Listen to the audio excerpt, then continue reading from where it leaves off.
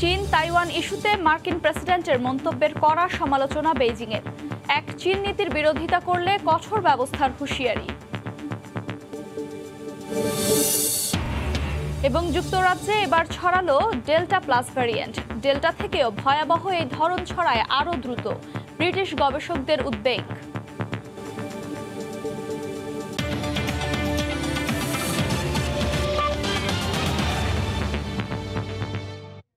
আন্তর্জাতিক সময়ের সঙ্গে আছি আমি আফরোজা মৌটুসী।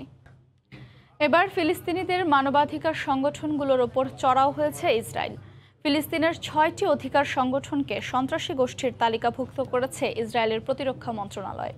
তেল আবিবের এমন সিদ্ধান্তের তীব্র নিন্দা জানিয়ে উদ্বেগ প্রকাশ করেছে জাতিসংঘ এবং আন্তর্জাতিক মানবাধিকার সংগঠনগুলো। ফিলিস্তিনিদের ওপর অত্যাচার ধামাচাপা দিতেও ইসরায়েল এই সিদ্ধান্ত নিয়েছে বলে মনে করেন বিশ্লেষকরা। সশস্ত্র যোদ্ধাদের সহযোগিতার অভিযোগ তুলে শুক্রবার ফিলিস্তিনের 6টি মানবাধিকার সংগঠনকে সন্ত্রাসী গোষ্ঠীর তালিকাভুক্ত করেছে ইসরায়েল। ইসরায়েলি প্রতিরক্ষা মন্ত্রণালয়ের দাবি, Popular Front for the Liberation of প্যালেস্টাইনের সঙ্গে যোগসাজশ রয়েছে সংগঠনগুলোর। ইসরায়েল ও পাশ্চাত্য সমর্থিত ফিলিস্তিন কর্তৃপক্ষের মানবাধিকার লঙ্ঘনের ঘটনা উন্মোচন করা আদ্দামির ও আল হকের মতো সংগঠনকেও এই তালিকায় রাখা হয়েছে। ইসরায়েলি প্রতিরক্ষা মন্ত্রণালয় আরও দাবি করছে, ফিলিস্তিনের ওই সংগঠনগুলো ইউরোপের বিভিন্ন দেশ থেকে বিপুল অর্থ জোগাড় করে তা সন্ত্রাসী কার্যক্রমে ব্যবহার করছে। তবে এর সপক্ষে কোনো প্রমাণ দেখাতে পারেনি ইসরায়েল। ইসরায়েলের এ ধরনের অভিযোগকে ভিত্তিহীন উল্লেখ করে তীব্র নিন্দা জানিয়েছে ডিফেন্স ফর চিলড্রেন ইন্টারন্যাশনাল সহ আন্তর্জাতিক মানবাধিকার সংগঠনগুলো। অ্যামনেস্টি ইন্টারন্যাশনাল ও হিউম্যান রাইটস ওয়াচের যৌথ বিবৃতিতে ইসরায়েলের সিদ্ধান্তকে অবৈধ আখ্যা দেওয়া হয়েছে। ফিলিস্তিনে ইসরায়েলের মানবাধিকার লঙ্ঘনের ঘটনাগুলো ধামাচাপা দিতেই এই সিদ্ধান্ত নিয়েছে বলে মনে করে অধিকার সংগঠনগুলো। ফিলিস্তিনি মানবাধিকার সংগঠনকে সন্ত্রাসী গোষ্ঠীর তালিকায় ফেলার তীব্র নিন্দা জানিয়েছে জাতিসংঘ। ফিলিস্তিনে জাতিসংঘের মানবাধিকার অফিস ইসরায়েলের সিদ্ধান্তকে উদ্বেগজনক আখ্যা দিয়েছে। ওমর ইনান, সময় সংবাদ। চীন তাইওয়ান ইস্যুতে মার্কিন প্রেসিডেন্ট জো বাইডেনের মন্তব্যের কড়া সমালোচনা করেছে চীন। বেইজিংয়ে এক সংবাদ সম্মেলনে তাইওয়ানকে চীনের অবিচ্ছেদ্য অংশ উল্লেখ করে পররাষ্ট্র মন্ত্রণালয়ের এক মুখপাত্র বলেন, তাইপে বিষয়ে মন্তব্য করে অঞ্চলটিকে অশান্ত করা থেকে বিরত থাকা উচিত। এদিকে বাইডেনের মন্তব্যের পরও চীন যুক্তরাষ্ট্র সম্পর্কে নেতিবাচক কোনো প্রভাব পড়বে না বলে জানিয়েছে হোয়াইট হাউস। তাইওয়ান ইস্যুতে উত্তেজনা বেড়েই চলেছে চীন ও যুক্তরাষ্ট্রের মধ্যে। ইস্যুটি নিয়ে শুক্রবার যুক্তরাষ্ট্রের CNN টাউন হলে আয়োজিত এক অনুষ্ঠানে মার্কিন প্রেসিডেন্ট জো বাইডেন বলেন, চীনের আক্রমণ থেকে তাইপেকে রক্ষা করতে প্রতিজ্ঞাবদ্ধ ওয়াশিংটন। বাইডেনের এমন মন্তব্যের তীব্র সমালোচনা করেছে চীন। স্থানীয় সময় শুক্রবার বেইজিংয়ে এক সংবাদ সম্মেলনে দেশটির পররাষ্ট্র মন্ত্রণালয় বলেছে, বাইডেনের মন্তব্য তাইওয়ানের স্বাধীনতাকামীদের কাছে ভুল বার্তা পাঠাতে পারে। একই সঙ্গে চীন যুক্তরাষ্ট্র সম্পর্কে নেতিবাচক প্রভাব ফেলতে পারে বলেও সতর্ক করা হয়। তাইওয়ান চীনের অবিচ্ছেদ্য অংশ। এটা সম্পূর্ণই আমাদের অভ্যন্তরীণ বিষয়। চীনের সার্বভৌমত্ব ও আঞ্চলিক অখণ্ডতার প্রশ্নে কোনো ছাড় দেয়া হবে না। এক চীন নীতি মেনে চলতে আমরা যুক্তরাষ্ট্রের প্রতি আন্তরিকভাবে আহ্বান জানাই। এদিকে তাইওয়ান নিয়ে প্রেসিডেন্ট বাইডেনের মন্তব্য চীন যুক্তরাষ্ট্র সম্পর্কে কোনো নেতিবাচক প্রভাব ফেলবে না বলে জানিয়েছেন হোয়াইট হাউসের মুখপাত্র জেন সাকি। চীন যুক্তরাষ্ট্রের নীতি নিয়ে কোনো পরিবর্তনের কথা বলেননি প্রেসিডেন্ট বাইডেন, কোনো নতুন সিদ্ধান্তও নেননি। তাইপের সাথে ওয়াশিংটনের প্রতিরক্ষা সম্পর্ক চুক্তি অনুযায়ীই চলবে। তাইওয়ানকে বরাবরই নিজেদের ভূখণ্ড বলে দাবি করে আসছে চীন। সাম্প্রতিককালে অঞ্চলটির ওপর চাপ বাড়িয়েছে বেইজিং। 2025 সালের মধ্যে চীন তাইওয়ানে পূর্ণমাত্রার আক্রমণ চালাতে সক্ষম হবে বলেও জানিয়েছিলেন দেশটির প্রতিরক্ষা মন্ত্রী। ফরহাদ চৌধুরী, সময় সংবাদ। চীনের শিনজিয়াং প্রদেশের সংখ্যালঘু উইঘুর মুসলিম সম্প্রদায়ের অধিকার রক্ষায় বেইজিং যেন আইনের শাসনের প্রতি পূর্ণ সম্মান দেখায়, এমন আহ্বান জানিয়েছে 43টি দেশ। উইঘুর ইস্যুতে এশিয়া ইউরোপের বিভিন্ন দেশের পাশাপাশি যুক্তরাষ্ট্র স্বাক্ষরিত এক যৌথ বিবৃতিতে চীনের প্রতি ওই আহ্বান জানানো হয়। জাতিসংঘে এই সংক্রান্ত বিবৃতি পড়ে শোনায় ফ্রান্স। বিবৃতিতে বলা হয়, চীন যেন শিনজিয়াংকে জাতিসংঘ মানবাধিকার বিষয়ক হাই কমিশনার ও এর কার্যালয় সহ স্বাধীন পর্যবেক্ষকদের অবিলম্বে অর্থপূর্ণ এবং অবাধ প্রবেশাধিকার দেয়।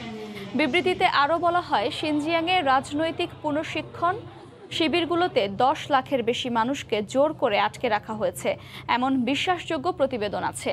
এদিকে এই বিবৃতিতে মিথ্যা এবং চীনকে আঘাত করার পরিকল্পনা আখ্যা দিয়ে এর কড়া সমালোচনা করেছেন জাতিসংঘে চীনা রাষ্ট্রদূত ঝানজুন। তার দাবি, শিনজিয়াংয়ে উন্নয়ন হচ্ছে এবং সেখানকার মানুষ স্বাধীনতা উপভোগ করছে, কিন্তু সেখানে জাতিসংঘ মানবাধিকার কমিশনের তদন্তের ব্যাপারে তিনি একমত নন। করোনা ভাইরাসের ডেল্টা ভ্যারিয়েন্টের চেয়েও এর নতুন ধরন ডেল্টা প্লাস দ্রুত ছড়াতে পারে বলে সতর্ক করেছেন যুক্তরাজ্যের বিজ্ঞানীরা। বার্তা সংস্থা বিবিসি জানিয়েছে, নতুন এই ধরনটি কতটা ঝুঁকিপূর্ণ হতে পারে তা নিয়ে গবেষণা চালাচ্ছে যুক্তরাজ্যের হেলথ সিকিউরিটি এজেন্সি। তবে ডেল্টা প্লাসে সংক্রমিত হলে গুরুতর অসুস্থতা হতে পারে এখনও এমন কোনো প্রমাণ পাওয়া যায়নি। যুক্তরাজ্যের প্রশাসন জানিয়েছে, প্রাথমিক কিছু তথ্য প্রমাণে দেখা গেছে ডেল্টা ধরনের তুলনায় ডেল্টা প্লাসের সংক্রমণ বেশি ছড়িয়ে পড়তে পারে। এরই মধ্যে 6 জনের দেহে নতুন এই ধরনটি শনাক্ত করা হয়েছে। যদিও আশার কথা হচ্ছে, যেসব করোনার টিকা প্রয়োগ করা হচ্ছে সেগুলো ডেল্টা প্লাসের বিরুদ্ধেও কার্যকর থাকবে বলে মনে করছেন গবেষকরা। নতুন ধরনটি থেকে নিরাপদে থাকতে 2 ডোজ টিকা নেয়ার পাশাপাশি প্রয়োজনে 3য় ডোজ বা বুস্টার ডোজ নিতে হবে বলেও জানান তারা। রাশিয়ায় করোনা সংক্রমণের হার বেড়েই চলেছে। সম্প্রতি ফের লকডাউনে যাচ্ছে দেশটির রাজধানী মস্কো। নতুন করে সংক্রমণে একদিনে 1300-র বেশি মৃত্যু হয়েছে দেশটিতে। আক্রান্ত হয়েছেন 36,000-এরও বেশি। মস্কোতেই সংক্রমিত হয়েছেন 7,000-এর বেশি মানুষ। এদিকে সংক্রমণের হার বাড়লেও রাশিয়ার উৎপাদিত স্পুটনিক ভি টিকা গ্রহণে অনাগ্রহী দেশটির অধিকাংশ জনগণ। দ্রুত সংক্রমণ কমাতে আবারও টানা 11 দিনের লকডাউন জারি করা হচ্ছে মস্কোতে। 28 অক্টোবর থেকে এটি কার্যকর হবে। তবে লকডাউনের পাশাপাশি দেশটির টিকা কার্যক্রমে জোর দেওয়ার ওপর তাগিদ দিয়েছেন বিশেষজ্ঞরা।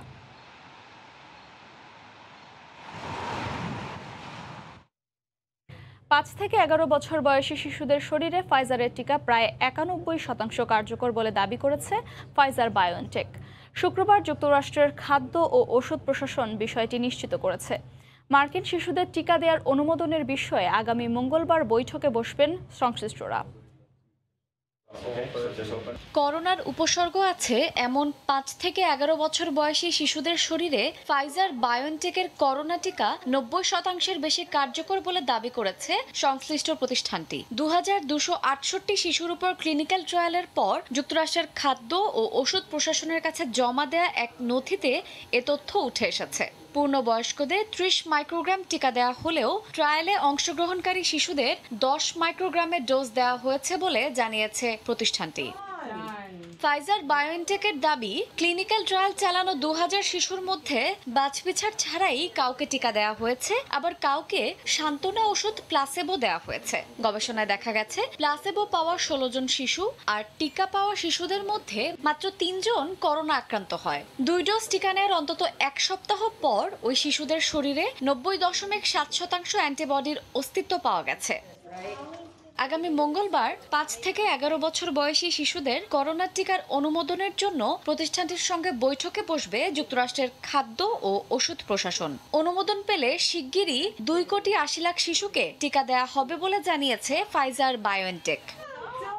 এদিকে 2 ডোজ টিকা নিয়েছেন এমন যাদের বয়স 65 বা তার বেশি, স্বাস্থ্যগত জটিলতা রয়েছে ও ঝুঁকিপূর্ণ পরিবেশে কাজ করেন, তারা এখন বুস্টার ডোজ নিতে পারবেন বলে জানিয়েছে মার্কিন রোগ নিয়ন্ত্রণ ও প্রতিরোধ কেন্দ্র সিডিসি। এক্ষেত্রে ফাইজার বায়োএনটেক, মডার্না ও জনসন অ্যান্ড জনসনের টিকার বুস্টার ডোজের অনুমোদন দিয়েছে যুক্তরাষ্ট্রের খাদ্য ও ওষুধ প্রশাসন। শায়লা রহমান ইমা, সময় সংবাদ। করোনা পরিস্থিতির উন্নতি হওয়ায় স্বাস্থ্যবিধি মেনে সবকিছু খুলে দেওয়ার ঘোষণা দিয়েছে কুয়েত সরকার। স্বস্তি ফিরেছে স্থানীয় নাগরিক সহ কুয়েত প্রবাসীদের মধ্যে। শরীফ মোহাম্মদ মিজানুর রহমানের তথ্য, ছবিতে রিপোর্ট। করোনা সংকট কাটিয়ে অনেকটা স্বাভাবিক জীবনে ফিরতে শুরু করেছে কুয়েত। পরিকল্পনা অনুযায়ী করোনা মোকাবিলার 5ম ধাপে প্রবেশ করেছে দেশটি। সচেতনতা মেনে স্বাভাবিক জীবনে ফিরে আসার ঘোষণা দিয়েছেন কুয়েতের প্রধানমন্ত্রী। এ অবস্থায় দোকানপাটের পাশাপাশি রেস্তোরাঁগুলোর জন্য বিধিনিষেধ তুলে নিয়েছে প্রশাসন। সরকারের এই সিদ্ধান্তকে সাধুবাদ জানিয়েছেন প্রবাসী ও স্থানীয় নাগরিকরা। কুয়েত সরকারের কৃতজ্ঞতা জানাই যে এই যে করোনা অবস্থা সুন্দরভাবে সুষ্ঠুভাবে ইনশাআল্লাহ আমাদের এই কুয়েতে নির্মূল হয়ে গেছে। আগামী রবিবার থেকে বিমানের স্বাভাবিক গতি এবং স্বাভাবিক ফ্লাইট শুরু হবে এবং মসজিদের সমস্ত ডিস্টেন্স মার্কিং উঠিয়ে দেওয়া হবে, যার কারণে আমরা স্বাভাবিকভাবে জীবনযাপন করতে পারবো। তবে খোলা জায়গায় মাস্ক না পরলেও বদ্ধ স্থানে অবশ্যই মাস্ক পরার নির্দেশনা রয়েছে। বন্ধ রেস্টুরেন্ট এবং ক্যাফেতে মাস্ক পরায় কোনো বাধ্যবাধকতা নেই বলে জানিয়েছে সংশ্লিষ্ট কর্তৃপক্ষ। এদিকে রোববার থেকে বিয়ে এবং অন্যান্য সামাজিক অনুষ্ঠানের জন্য টিকা দেওয়ার পাশাপাশি মাস্ক পরার নির্দেশ দিয়েছে সরকার। এরই মধ্যে কুয়েত আন্তর্জাতিক বিমানবন্দরকে পূর্ণ ক্ষমতায় বিমান পরিচালনার নির্দেশ দেওয়া হয়েছে। সময় সংবাদ, কুয়েত। প্রায় ২০ মাস পর শুক্রবার ইরানের রাজধানী তেহরানে ফের জুমার নামাজ আদায় শুরু হয়েছে। দেশটির রাষ্ট্রীয় টিভি এ খবর জানিয়েছে। করোনা মহামারীর কারণে জামায়াতে নামাজ আদায়ে নিষেধাজ্ঞা জারি করেছিল প্রশাসন। দীর্ঘদিন পর নিষেধাজ্ঞা তুলে নেওয়ায় খুশি ধর্মপ্রাণ মুসল্লিরা। এছাড়াও শনিবার থেকে স্কুল খুলে দেওয়ার ঘোষণা দিয়েছে সরকার। দীর্ঘ ২০ মাস পর আবারও জামায়াতে নামাজ আদায়ের জন্য খুলে দেওয়া হয়েছে ইরানের মসজিদ। একসঙ্গে জুমার নামাজ আদায় করতে শত শত ধর্মপ্রাণ মুসল্লি জড়ো হন তেহরানের মসজিদগুলোতে। রাজধানীর পাশাপাশি আরও কয়েকটি শহরে জুমার নামাজ অনুষ্ঠিত হয়েছে বলে জানিয়েছে দেশটির রাষ্ট্রীয় গণমাধ্যম। নামাজে মুসল্লিদের সামাজিক দূরত্ব মেনে চলার পাশাপাশি মাস্ক ব্যবহার করার নির্দেশ দিয়েছে সংশ্লিষ্ট কর্তৃপক্ষ। শুক্রবার জুমার নামাজে সাধারণ মানুষ ছাড়াও ধর্মীয় ও গুরুত্বপূর্ণ রাজনৈতিক ব্যক্তিরাও যোগ দেন। এ সময় বেশিরভাগ মুসল্লি নিজেদের জায়নামাজ সঙ্গে করে নিয়ে যান। সৃষ্টিকর্তা আমাদের সবাইকে এই মহামারী থেকে রক্ষা করুক। বিশ্ব মানবতা ও আমাদের সমাজকে এই কঠিন পরিস্থিতি মোকাবেলা করার তৌফিক দিক। আজ আমাদের আনন্দের দিন। বিধিনিষেধ আর হতাশার কাল পেরিয়ে ফের জুমার নামাজ আদায় করতে পারায় সর্বশক্তিমানের কাছে কৃতজ্ঞতা। এরই মধ্যে শনিবার থেকে কোনো সরকারি কর্মচারী টিকা না নিয়ে কাজে যোগ দিতে পারবেন না বলে জানিয়েছে প্রশাসন। তবে সশস্ত্র বাহিনীর সদস্যরা এই নির্দেশনার বাইরে থাকবেন। এছাড়াও শনিবার থেকে ৩০০-র কম শিক্ষার্থী থাকা স্কুলগুলো খুলে দেওয়ার ঘোষণা দিয়েছে তেহরান। তবে যেসব স্কুলে ৩০০-র বেশি শিক্ষার্থী রয়েছে সেগুলো ৬ নভেম্বরের আগে খোলা হবে না বলে জানানো হয়েছে।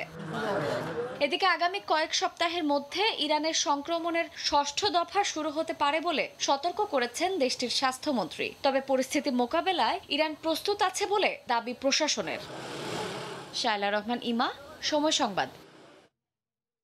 যুক্তরাষ্ট্রে এবার পেঁয়াজ থেকে নতুন এক ধরনের সংক্রমণ ছড়ানোর প্রমাণ পেয়েছে দেশটির রোগ নিয়ন্ত্রণ কেন্দ্র সিডিসি। এর মধ্যে সংক্রমিত হয়ে ৩৭টি অঙ্গরাজ্যের ৬০০-র বেশি মানুষ অসুস্থ হয়ে পড়েছেন।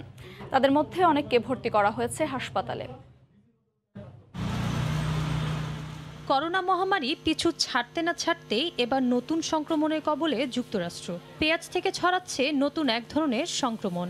মার্কিন সংবাদ মাধ্যম ব্লুমবার্গের তথ্য অনুযায়ী এরই মধ্যে পেঁয়াজ খেয়ে ৩৭টি অঙ্গরাজ্যের ৬০০-রও বেশি মানুষ অসুস্থ হয়ে পড়েছেন। তাদের মধ্যে প্রায় ২০০ জনকে হাসপাতালে ভর্তি করা হয়েছে।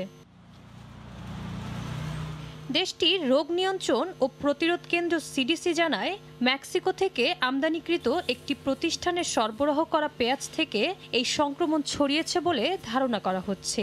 এ অবস্থায় স্টিকার বা প্যাকেজিংয়ের তথ্যবিহীন পেঁয়াজ ফেলে দিতে নির্দেশ দিয়েছে কর্তৃপক্ষ। এক বিবৃতিতে সিডিসি জানায়, অসুস্থদের ৭৫% মানুষ পেঁয়াজ খেয়েছেন অথবা তাদের খাবারে পেঁয়াজ ছিল। এ রোগে সংক্রমিত হওয়ার ৬ ঘন্টা থেকে ৬ দিনের মধ্যে ডায়রিয়া, জ্বর ও পাকস্থলীতে ব্যথাসহ নানা উপসর্গ দেখা দেয় বলে জানায় কর্তৃপক্ষ। জিনিয়া শেখ, সময় সংবাদ। চলতি মাসের শেষে স্কটল্যান্ডের গ্লাসগোতে অনুষ্ঠিত হতে যাওয়া জাতিসংঘের জলবায়ু সম্মেলন সামনে রেখে বিশ্বের পরিবেশকে বাঁচাতে জার্মানির বার্লিনে ব্যাপক বিক্ষোভ হয়েছে। এই সমাবেশ থেকে পৃথিবীকে বাঁচাতে বিশ্ব নেতারা যেন সম্মেলনে কার্যকরী পদক্ষেপ নেন, সেই দাবি জানান বিক্ষোভকারীরা। জার্মানি থেকে বিটু বড়ুয়া রিপোর্ট। বিশ্বের উষ্ণতা বৃদ্ধি রোধ, পরিবেশ রক্ষা ও সামনের দিনগুলোতে জলবায়ু পরিবর্তনের ভয়াবহ ঝুঁকি এড়াতে এবার আর কোনো প্রতিশ্রুতি বা মিথ্যে আশ্বাস নয়, বরং স্কটল্যান্ডের গ্লাসগোতে অনুষ্ঠিতব্য জাতিসংঘের জলবায়ু সম্মেলনে বিশ্ব নেতা ও রাষ্ট্রপ্রধানদের কাছ থেকে কার্যকরী ভূমিকা সমাবেশে অংশ নেয়া পরিবেশবাদীরা বলেন, উষ্ণতা বৃদ্ধি ও জলবায়ুগত পরিবর্তনের ভয়াবহ ক্ষতির সম্মুখীন দরিদ্র বিশ্বের দেশগুলো। শুধু তাই নয়, উগান্ডা, বাংলাদেশ, ভারত ও জার্মানির পরিবেশবাদীদের দাবি দাবি, দরিদ্র দেশগুলোর যে ক্ষতি হয়েছে তার দায়ভার উন্নত বিশ্বের শিল্পোন্নত দেশগুলোকেই নিতেই হবে। সমাবেশকারীরা আশা প্রকাশ করেছেন 26শে সেপ্টেম্বর জার্মানির জাতীয় নির্বাচনের পর দেশটির সবুজ দলকে নিয়ে SPD যেমনই জোট সরকার গঠন করুক না কেন, সেই সরকার জলবায়ু পরিবর্তন ঠেকাতে উল্লেখযোগ্য ভূমিকা রাখবেন। তবে দেশটিতে এখনও সরকার গঠন না হওয়ায় জলবায়ু সম্মেলন COP26-এ জার্মানির প্রতিনিধি দলের নেতৃত্ব দিবেন বিদায়ী চ্যান্সেলর আঙ্গেলা ম্যার্কেল। এদিন বিরূপ আবহাওয়ার মধ্যেও সমাবেশে জার্মানির বিভিন্ন অঞ্চল থেকে প্রায় কয়েক হাজার মানুষ অংশ নেয়। জার্মানি থেকে বিটু বড়ুয়া, সময় সংবাদ। আয়ারল্যান্ডে 1845 সালে ব্যাকটেরিয়ায় 10 লাখেরও বেশি মানুষের মৃত্যু হয়। জীবন বাঁচাতে তখন দেশ ছেড়ে যান আরও 10 লাখ মানুষ। যেই জাহাজে করে আইরিশরা দেশ ছাড়েন, সেই জাহাজ এখনও রয়েছে ওয়েক্সফোর্ডের নিউ রসে। আয়ারল্যান্ডের ওয়েক্সফোর্ড ঘুরে বিস্তারিত জানাচ্ছেন সৈয়দ জুয়েল। আইরিশদের খাবার ও জীবিকা নির্বাহের প্রধান উৎস আলু। 1845 সালে আলুতে ব্লাইট নামক এক ধরনের ব্যাকটেরিয়ার আক্রমণ হয়, যা খেয়ে 10 লাখেরও বেশি মানুষের মৃত্যু হয়। আয়ারল্যান্ড জুড়ে নেমে আসে দুর্ভিক্ষ। তখন লাখ লাখ মানুষ ও এক্সপোর্টের নিউ রসের এই জাহাজে করে বিদেশে পাড়ি জমান, যার অধিকাংশই চলে যান আমেরিকায়। স্থানীয়দের পাশাপাশি পর্যটকরা এখনও জাহাজটিকে চেনেন ডানব্রোডি দুর্ভিক্ষ জাহাজ নামে। যাত্রীর চাপ বেশি থাকায় মূল জাহাজ ও কার্গো জাহাজেও তখন যাত্রী নিতে বাধ্য হয়েছিল সংশ্লিষ্ট কর্তৃপক্ষ। নৌযান নোঙরের পাশেই রয়েছে ডানব্রোডি ভিজিটর সেন্টার, যেখানে Irish America hall of fame রয়েছে। হল অফ ফেমে তৎকালীন মার্কিনীদের অবদানকে স্মরণ করে আমেরিকার প্রেসিডেন্ট সহ অনেক গুরুত্বপূর্ণ ব্যক্তিদের ছবি রাখা হয়েছে। দুর্ভিক্ষে ক্ষতিগ্রস্ত আইরিশদের নতুন জীবনের উদ্দেশ্যে যাত্রা করায় জাহাজটি দেখতে বিশ্বের বিভিন্ন দেশ থেকে আসা পর্যটকদের পাশাপাশি ভিড় করেন বাংলাদেশিরাও। দূর থেকে এসে আমার এই হিস্ট্রিক্যাল প্লেসটা দেখে অনেক ভালো লাগছে, যেখান থেকে অনেক মানুষ একসময় বিভিন্ন জায়গায় চলে গেছে, বিভিন্ন দেশে এই বন্দর থেকে ছেড়ে। ইউরোপের বিভিন্ন দেশ, বিশেষ করে আমেরিকা এবং কানাডা, এখানে টুরিস্টরা বেশি আসে, যেহেতু তাদের সাথে এখানের ইতিহাসটা জড়িত আছে। অত্যন্ত ব্যয়বহুল এ জাহাজে করে আমেরিকা যেতে খরচ পড়ত কেবিন প্রতি 5 থেকে 8 পাউন্ড, আর তৃতীয় শ্রেণীর ভাড়া ছিল 3 থেকে 4 পাউন্ড। তখন আয়ারল্যান্ডে একজন শ্রমিকের প্রতি মাসে আয় ছিল 1 পাউন্ডের একটু বেশি। সৈয়দ জুয়েল, সময় সংবাদ, আয়ারল্যান্ড। কাতারের ঘরোয়া ফুটবল ম্যাচ আমির কাপের ফাইনাল খেলার মাধ্যমে উদ্বোধন হলো সাদা গাফিয়া টুপির আদলে নির্মিত 2022 সালের কাতার ফুটবল বিশ্বকাপের ষষ্ঠ ভেন্যু আল থুমামা স্টেডিয়াম। উদ্বোধনী আয়োজন দেখতে দোহায় ভিড় করেন স্থানীয়দের পাশাপাশি প্রবাসী বাংলাদেশিরাও। কাতার প্রতিনিধি আনোয়ার হোসেন মামুনের তথ্য ছবি নিয়ে রিপোর্ট। উদ্বোধন করা হলো মুসলিম সংস্কৃতি ও আরব অঞ্চলের ঐতিহ্যের সাদা গাফিয়া টুপির আদলে নির্মিত 2022 কাতার ফুটবল বিশ্বকাপের ষষ্ঠ ভেন্যু আল থুমামা স্টেডিয়াম। এবারের ফুটবল বিশ্বকাপে উৎসবের নগরী এখন দোহা। ঘরোয়া ফুটবল আমির কাপ ফাইনাল খেলার মাধ্যমে উদ্বোধন করা হলো আল থুমামা স্টেডিয়ামের। উদ্বোধনী ম্যাচ দেখতে এসে স্থানীয়দের পাশাপাশি উচ্ছ্বসিত প্রবাসী বাংলাদেশিরাও। আল থুমামা সুন্দর একটি স্টেডিয়াম আজ উদ্বোধন হলো। 2022 সালে এখানে ফুটবল বিশ্বকাপ অনুষ্ঠিত হবে। আমরা অনেক আনন্দিত, উচ্ছ্বসিত। আমাদের দেশে ফুটবল বিশ্বকাপ অনুষ্ঠিত হবে। কাতারে আরো একটি স্টেডিয়াম উদ্বোধন হলো। আমরা সকল বাংলাদেশিরা এখানে দেখার জন্য আসছি। কাতারের যে আয়োজন, আসলেই ওয়ার্ল্ড কাপের আয়োজনগুলো অত্যন্ত সুন্দর হয়েছে আমি মনে করি, এবং আমরা যেভাবে ফ্যামিলি নিয়ে এসেছি এখানে একটি সুন্দরভাবে খেলা দেখতে পেরেছি। কাতার ফুটবল বিশ্বকাপে মাঠে বসে প্রিয় দল ব্রাজিল আর্জেন্টিনার খেলা দেখার জন্য অধীর আগ্রহে অপেক্ষায় আছেন প্রবাসী বাংলাদেশিরা।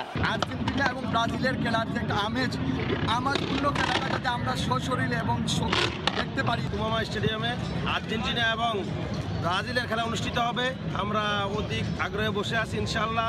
আরব অঞ্চলের সংস্কৃতি ও ঐতিহ্যের সাদা গাফিয়া টুপির আদলে নির্মিত আল থুমামা স্টেডিয়ামে 40,000 দর্শকের ধারণ ক্ষমতা রয়েছে। 2022 সালের কাতার ফুটবল বিশ্বকাপের কোয়ার্টার ফাইনাল সহ মোট 8টি ম্যাচ অনুষ্ঠিত হবে এই আল থুমামা স্টেডিয়ামে। 8টি ভেন্যুর মধ্যে ইতোমধ্যে আল জোনভ, শেখ খলিফা, এডুকেশন সিটি, আল রায়হান, আল থুমামা সহ 5টি স্টেডিয়াম উদ্বোধন করা হয়েছে। উদ্বোধনের অপেক্ষায় রয়েছে আরো 3টি স্টেডিয়াম। সময় সংবাদ, কাতার। জানিয়ে দিচ্ছি আন্তর্জাতিক সময়ের শিরোনামগুলো। এবং চীন তাইওয়ান ইস্যুতে মার্কিন প্রেসিডেন্টের মন্তব্যের কড়া সমালোচনা বেইজিংয়ের। এক চীন নীতির বিরোধিতা করলে কঠোর ব্যবস্থার হুঁশিয়ারি।